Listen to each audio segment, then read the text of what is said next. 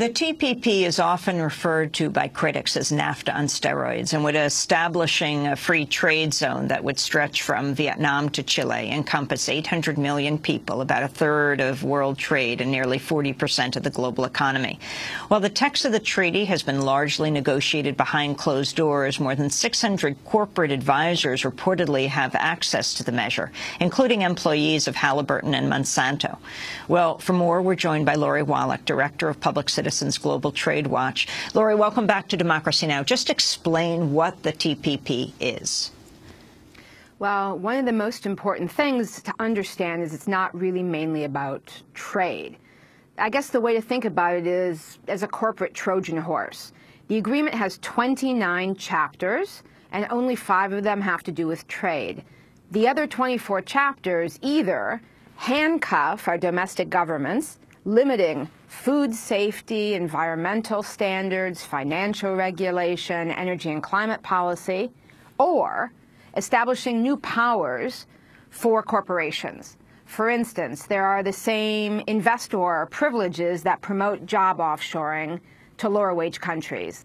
There is a ban on buy local procurement so that corporations have a right to do sourcing, basically taking our tax dollars and instead of investing them in our local economies, sending them offshore. There are new rights to, for instance, have freedom to enter other countries and take natural resources, a right for mining, a right for oil, gas, without approval. And then there's a whole set of very worrisome issues relating to internet freedom.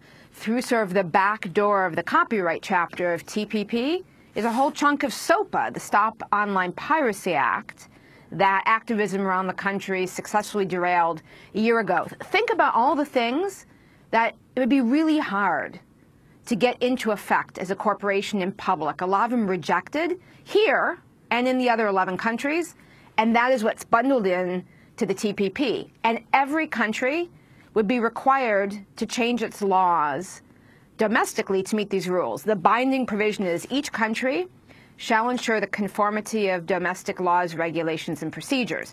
Now, the only reason I know that level of detail is because a few texts have leaked, and I have been following the negotiations and grilling negotiators from other countries to try and find between the lines what the hell is going on. Otherwise, totally secret.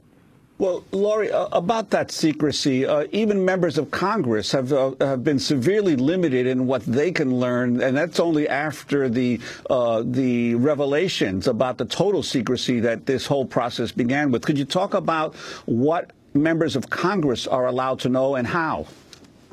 Well, what's really important for people to know, and this gets to what you started out with about fast track, Congress has exclusive constitutional authority over trade. It's kind of like the Boston Tea Party hangover. After having a king just impose tariffs, in that case on tea, the founders said, we need to put all things about trade, international commerce, in the hands of Congress, the most diffuse part of the elected representation, not the executive, the king. So Congress has all this authority. They're supposed to be exclusively in control, but until this June, they were not even allowed to see the draft text. And it was only after a big great fuss was kicked up by a lot of members, 150 of them wrote last year, that finally members of Congress, upon request for the particular chapter, can have a government administration official bring them a chapter, their staff is thrown out of the room, they can't take detailed notes, they're not supposed to talk about what they saw, and they can, without staff to help them figure out what the technical language is, look at a chapter. This is in contrast to, say, even what the Bush administration did. The last time we had one of these mega NAFTA expansion attempts was the Free Trade Area of the Americas.